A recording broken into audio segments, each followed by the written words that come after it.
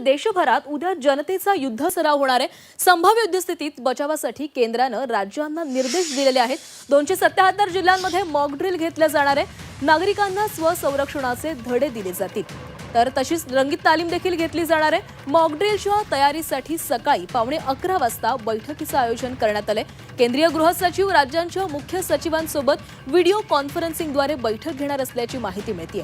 भारत पाकिस्तानमध्ये कधीही युद्ध भडकण्याची शक्यता आहे। संभाव्य युद्धस्थितीचा सामना करण्यासाठी भारतीय नागरिकांना सज्ज करण्याचं काम आता सुरू झालेलं आहे आणि या युद्ध सज्जतेचा एक भाग म्हणून उद्या देशव्यापी मॉक ड्रिल घेण्यात येणार आहे। संभाव्य हवाई हल्ल्याचा मुकाबला करण्यासाठी हे मॉक ड्रिल अत्यंत महत्त्वाचं मानलं जातंय।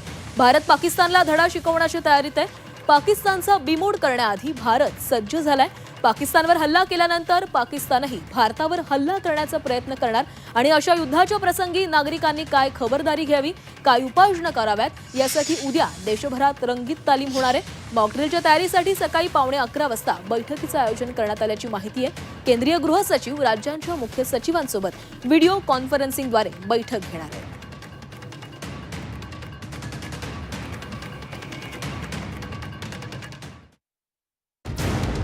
हवाई हल्ल्याची पूर्वसूचना देणारे सायरन सक्रिय केले जाणार।